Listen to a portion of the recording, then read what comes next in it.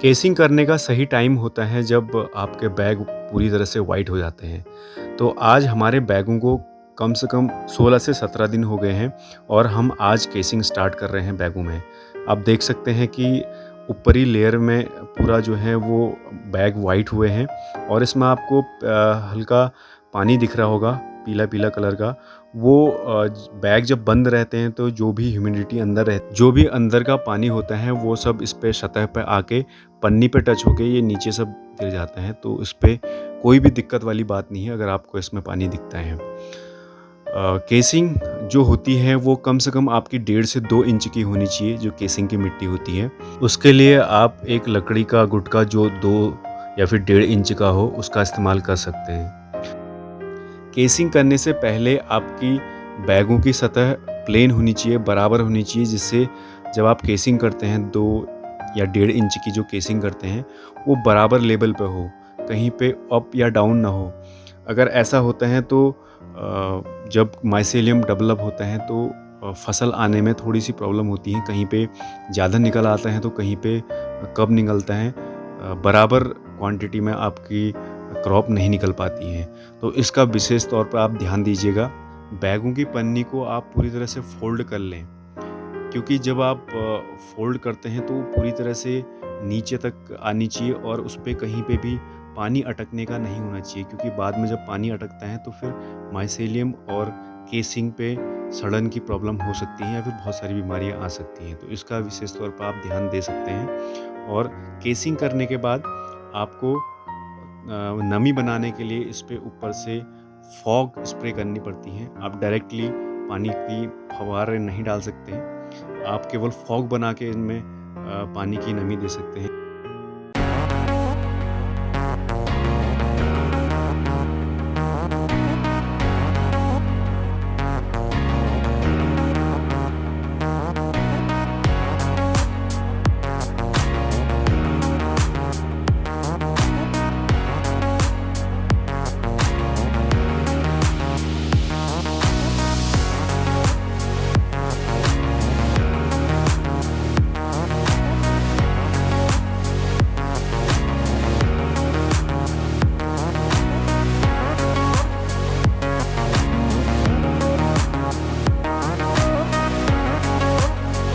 शुरुआत में जब आप बैग रखते हैं तो आप उनके ऊपर एक पन्नी डाल सकते हैं, किसी भी प्रकार की पन्नी जो अंदर की गैस को बाहर ना आने पाए और जो टेम्परेचर अंदर का होता है वो बाहर ना आने पाए। उससे होगा क्या, जितनी ज़्यादा कार्बन डाइऑक्साइड उसमें जनरेट होंगी, बनेगी, उससे माइसेलियम डेवलप होने में हेल्प होगी, माइसेलियम रन होने में हेल्प होगी। तो आप जितनी बैगों को हो सके नज़दीक रख के आप इनके ऊपर पन्नी का एक लेयर चढ़ा सकते हैं।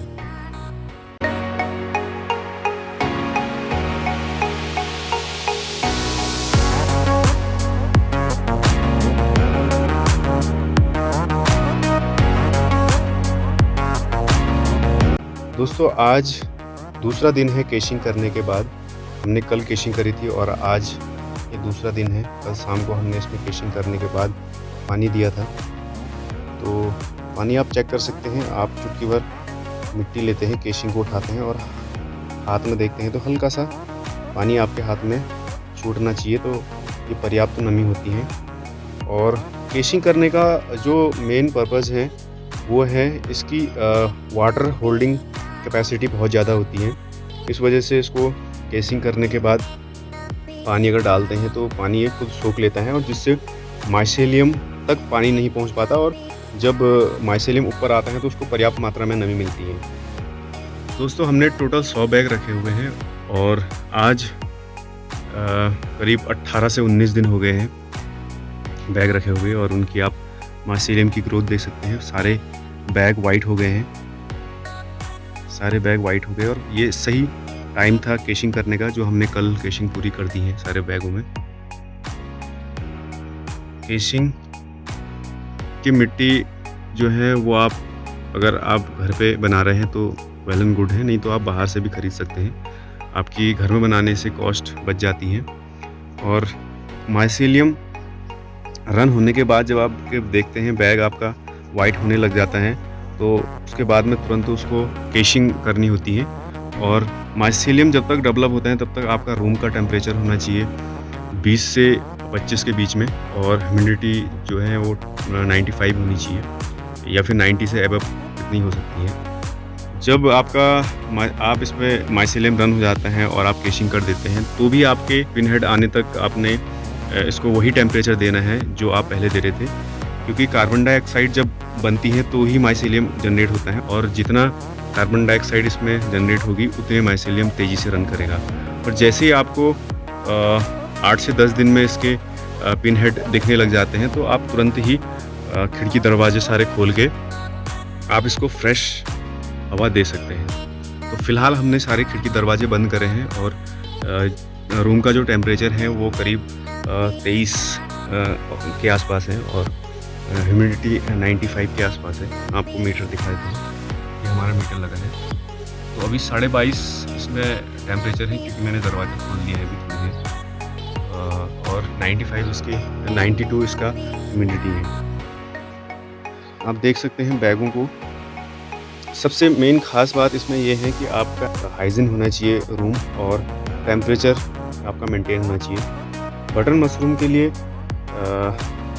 पानी देना बहुत ज़रूरी है। आप जब भी इसमें पानी दें तो आपका जो पंप है वो फॉग बना के इसमें पानी आपको देना पड़ेगा, क्योंकि आप डायरेक्ट पानी देंगे तो हल्का सा इसमें गड्ढे बनने की चांसेस होते हैं। और दूसरा, आप पानी जब डालते हैं तो मिट्टी बैठती है, ऊपर की परत जो है वो सख्त हो जाती है, तो इसलिए फॉग बना के ही आपको पानी देना होना चाहिए, जिससे पानी जो ऊपर की परत है वो ज़्यादा सख्त ना हो। नहीं तो फिर इसमें आपको हाथ से हल्का सा उसकी परत तोड़नी पड़ जाती है। फ़िलहाल आप देख रहे हैं ये केशिंग करने का दूसरा दिन है, और कल हमने पानी दिया था और पानी पर्याप्त मात्रा में है, और अभी दिन में देखता हूँ कि कितनी नमी रहती है, नहीं तो शाम के टाइम में एक बार और पानी देना पड़ेगा।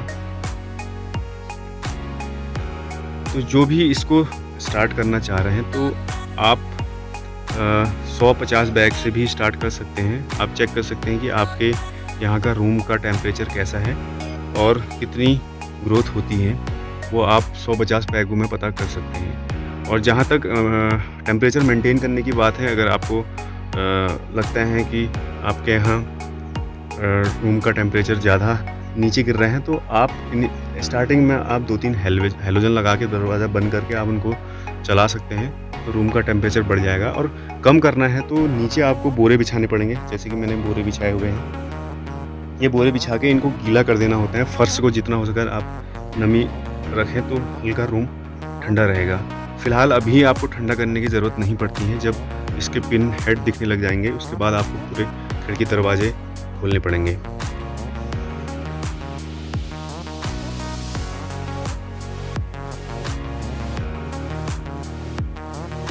जो हमारा रूम है वो पत्थर और मिट्टी से लिपा हुआ है, मतलब मिट्टी लगी हुई है, सीमेंट नहीं है, और नीचे पत्थर की पटालें बिछी हुई है। तो जब भी रूम का टेम्परेचर मैं देखता हूँ तो बाहर के टेम्परेचर से ज़्यादा फ्लक्चुएट नहीं करता है। टेम्परेचर हमारा जो है वो मेंटेन रहता है, क्योंकि एक तो छत थोड़ी सी नीची है और मिट्टी और नीचे पत्थर होने की वजह से ज़्यादा टेम्परेचर में ज़्यादा अंतर नहीं आता है, ज़्यादा फ्लक्चुएट नहीं करते हैं, तो टेम्परेचर कंट्रोल करना ईजी होता है।